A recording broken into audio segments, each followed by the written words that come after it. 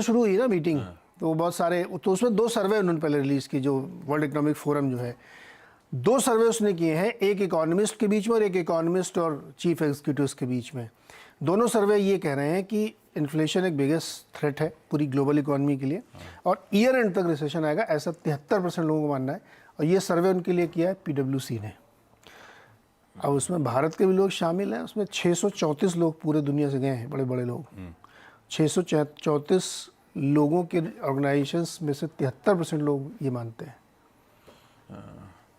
ये बड़े तो हो गया, कंसेंसस जब बन जाता है तो इसमें मतलब बाजार डिस्काउंट कर लिया। हाँ, डिस्काउंट हो गया। ये जब सीयू जाते हैं वहाँ पे बर्फ गिरती है। अपन जब जाते हैं बर्फ में तो गोला बना के एक दूसरे को मारते हैं। ये भी मार रहे होंगे, एंजॉय करते हैं। बिल्कुल करते होंगे, क्यों नहीं करते होंगे। वाले फुटेज क्यों नहीं दिखाते आप? वो वाले फुटेज आज दिखवाऊंगा, आज ढूंढवाता। एक्चुअली वो वहाँ से हमको लगता है वो लोग सेंसर कर देते, भेजते नहीं वो वाले फुटेज।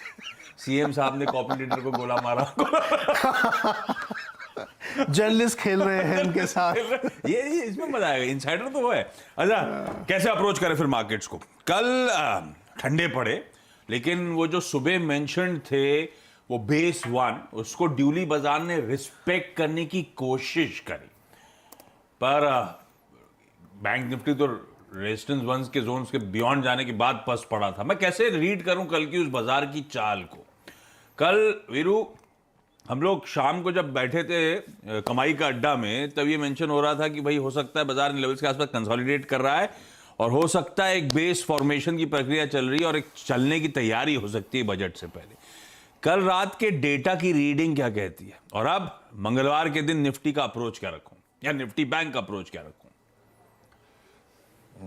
गुड मॉर्निंग आशीष। देखिए, अगर शुरुआत में करूं वीकली से हट के मंथली स्टैट्स, जिस चीज़ पे मैंने कल भी फोकस किया था और इनफैक्ट 2 बजे आप पे बात हुई और 1:56 पे नीरज जी से भी बात हुई थी उस पर, अभी मंथली स्टैट्स को देख के नहीं लग रहा कि आप इस रेंज से बाहर जा रहे हैं।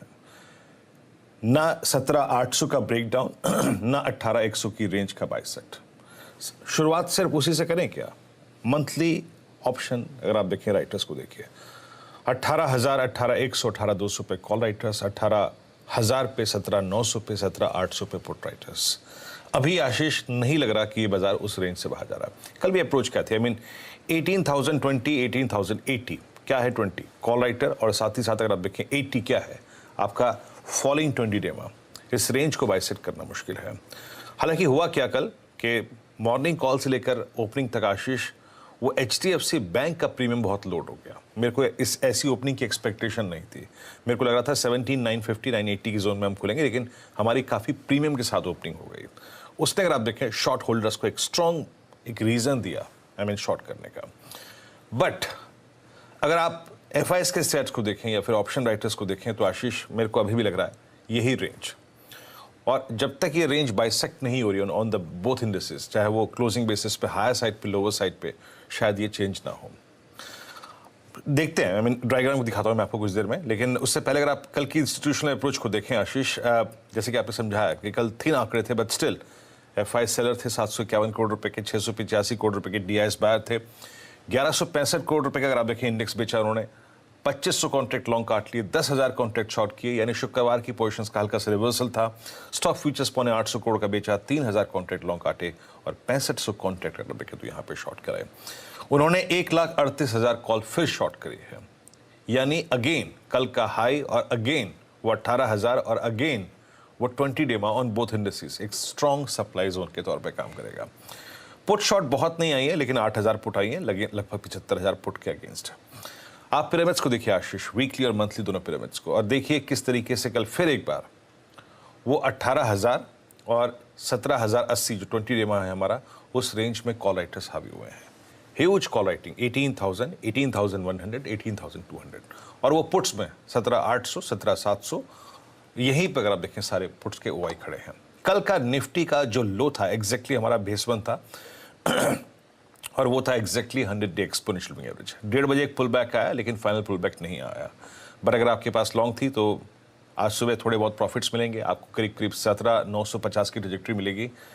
अभी आशीष मेरे को यही रेंज नज़र आ रही है, और इस रेंज को खेलने का फंडा यही है, exit around 18,000, 18,020, 18,050, go short by the dips. और डिप्स का फॉर्मूला फंडा बिल्कुल सही है, that 100-day exponential moving average, जिसकी अगर आप देखें रेंज है 17,770, 17,830। तो फिलहाल फॉर द टाइमिंग ये रेंज लग रही है। ऊपर आप कॉलाइटस हैं, ऊपर आपका फॉलिंग 20 डेमा है और नीचे आपका 100 डेमा है और नीचे पुट राइटर्स है। तो अभी इसी रेंज को प्ले करना है आशीष, इस रेंज से बाहर का गेम नजर नहीं आ रहा है। डिसाइसिव स्विंग तभी आएगा when you will close about 18,080, that 20-day exponential moving average, जो कि स्लोपिंग डाउनवर्ड है। और डिसाइसिव शॉट तभी बनेगा अगर आप 17,771 की रेंज को डिसाइसिवली वॉलेट करके एक क्लोज दें। वो अभी फॉर द टाइमिंग मुश्किल लग रहा है। निफ्टी बैंक, कल निफ्टी बैंक में एग्जैक्टली मेरी अप्रोच यही थी, क्योंकि शुक्रवार को भी मेरी अप्रोच लॉन्ग की थी कि 450, 580 का जोन मिले तो प्रॉफिट्स को बुक कीजिएगा। टसल जोन है 650, that is 20-day exponential moving average. और क्योंकि HDFC बैंक ने बहुत कुछ सुबह दे दिया, आई मीन जितने भी रिवॉर्ड पॉइंट्स थे कल के, आई मीन बेस्ट क्या सोच के आए थे हम, 750 ओपनिंग के साथ ही मिल गए। उसके बाद सिंक होना लाजमी था यहाँ पर। बट अगर आप आज के भी डायग्राम को देखें आशीष, हाँ कल दो चीज़ें खराब हुई। HDFC bank post numbers sync हुआ और एक और स्टॉक फ्यूचर, कल एक्सिस बैंक भी बहुत तहजीब से सिंक हुआ। बट फिर वही बात है, आप जरा एक बार ऑप्शन राइटर्स को देखिए, उन्होंने अगर 42,500 की कॉल बेची है, 43,000 की बहुत तहजीब से कॉल बेची है, तो ये 42,000 का पुट राइटर जनाब ये पिछले 10 दिन से ऐसे ही खड़ा हुआ है। और जब जब कोई 41,700, 41,800 की तरफ डिप जा रहा है, उसके बावजूद ये खड़ा हुआ है और हमारा क्लोज 42,000 के नीचे नहीं आ पा रहा है। इसीलिए मेरा जो बेस वन है वो स्पॉन्सर इसी पुट राइटर ने किया है। अगेन आशीष, कल का इंटरडे हाई क्या है? Sloping downward 20-day exponential moving average. कल का लोवेस्ट ट्रैजेक्टरी क्या है? 42,000 का पुट राइटर। सेम वो जो कहानी निफ्टी में है, निफ्टी बैंक में भी है। इसमें भी रेंज है आशीष, रेजिस्टेंस 1 और base 1, base 1 buy, resistance 1 exit और शॉर्ट। अभी कोई डिसाइसिव मूव इन इंडिसेस में जब तक नहीं आएगा, जब तक इन बेस 1 और बेस 2 के ऊपर या फिर RS1 RS2 के ऊपर आपका एक डिसाइसिव क्लोज ना आए, तब तक डिसेंट तरीके से इस रेंज को प्ले करते रहे आशीष। ब्यूटीफुल। चलिए क्विकली आज के कुछ स्टॉक से न्यूज मेंशन कर देता हूं। अपस्ट्रीम ऑयल कंपनीज रडार पे, ONGC ऑयल